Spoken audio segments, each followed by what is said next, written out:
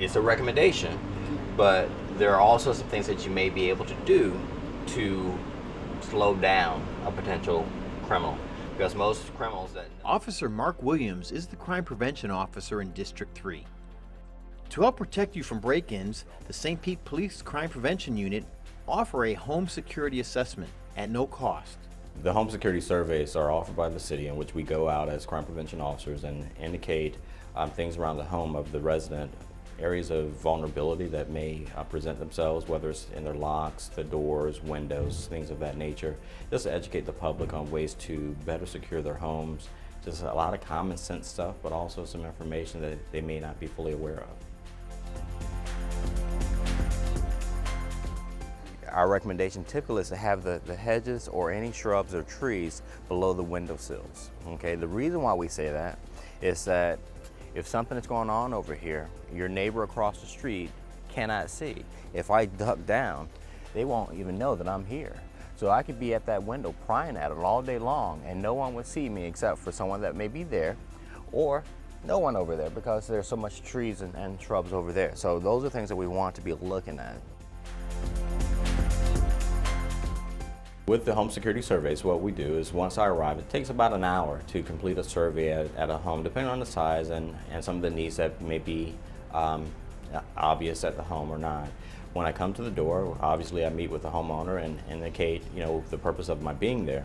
And we start at the front door, whereby we look at the locks that are used on the door jamb itself, and looking at different areas within the door that may be easily compromised. So we start there, and then we go around the exterior of the house. Primarily, it's not much is done on the interior, but we look at the windows, we look at the trees and the shrubbery around the house. We also look at lighting, things that would hopefully, if you have someone that's stalking your house or checking your house out, that would deter them, in the nighttime hours. But again, just trying to educate the public as to things around their home that may be simple as cutting back a shrub so that a criminal wouldn't have a place to hide or to conceal themselves or their criminal activity. So when we talk about your door lock, you want to reinforce your strike plate. And what that does is it provides extra metal that if someone yanks and pulls on that door, snatches at that door, it's not going to give way, because the framing is all that you have to protect your door from being pulled open. In essence, you go to a locksmith and you tell them that you need a strike plate for your door to further secure it. A home security assessment will help give you ideas on how to better safeguard your home from burglars. All I want to do is be able to get into your house.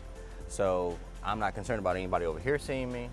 Nobody back there can see me. If you look back, all you see is trees. So I'm going to either target here or this door. Some of the simple solutions, number one, would be to keep your doors locked, especially when you're away from home, making sure that you secure all doors and windows, especially if you're going to be away for an extended period of time. But ultimately, to lock your doors is the first line of defense. You want to ensure that you do have adequate locks on your door so that they're not easily compromised. Additionally, you would want to keep your trees and bushes cut back away from the home so that your windows can be clearly seen from the roadway as well as around the house, so that if a neighbor happens to see someone peering into your windows, they can't, being the suspect, can't use the trees or shrubs as a area of cover or concealment. So those are some of the simple things that they can do, in addition to being in contact with their neighbors, letting them know if they're going to have someone working at their house, so that if the neighbor sees a vehicle parked in their driveway, that they know that it's supposed to be there or it's not supposed to be there, so that the police can be notified and respond accordingly. Privacy fencing, very good. Helps, it serves the purpose. You want privacy, right? Well, come on in. Now that we're all back here, how many people can see us? Home security assessment and Crime Watch are two very effective ways to keep your home and neighborhood safe. So why should you join Crime Watch? Well, just being eyes and ears, not only for themselves, but for the neighbor as well. Being in constant contact with the police department if they see anything suspicious or anything that causes them alarm, so that the police can respond appropriately and deal with whatever the risk may be. So with your Crime Watch program, do you all have block captains, or how do y'all work that in terms of your communication? How do y'all get the word out as to what's going on, or dealing with issues? You know better than I do that we've had a number of different arrangements for Crime Watch.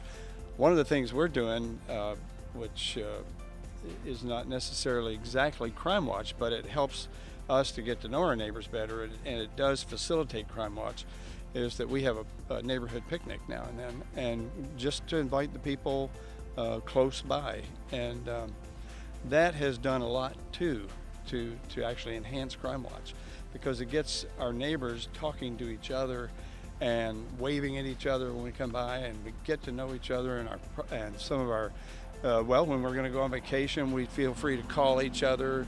There are all kinds of benefits to neighbors getting to know each other.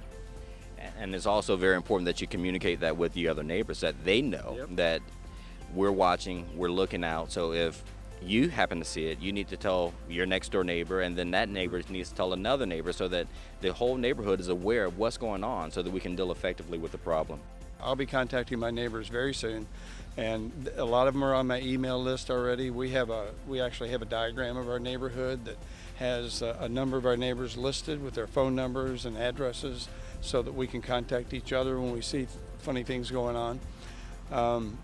And so I'm just now, if any of our neighbors happen to hear this, I'll be seeing you.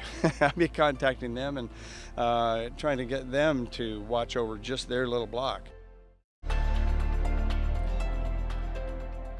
Ultimately, it makes our job easier when we have the public educated as to ways in which to prevent themselves from being victims of crimes. It's far easier for us to go out and educate them than to have to deal with the downside of dealing with a victim of a crime. So we would much rather give them tools by which to prevent criminal activity, as opposed to having to come in and investigate an offense, whether it ends in a property loss or loss of or injury or loss of life. Neighborhood Crime Watch is one of the most effective and least costly ways to prevent crime and reduce fear. It bonds area residents to help reduce crime and improves relations between police and the community they serve. To start a Crime Watch in your neighborhood, you should first organize a small group of neighbors to discuss concerns, the level of interest, and possible neighborhood problems. Then contact the Crime Prevention Unit and schedule a date, place, and time to hold your first Crime Watch meeting in your neighborhood. Join Crime Watch and make a difference in your neighborhood.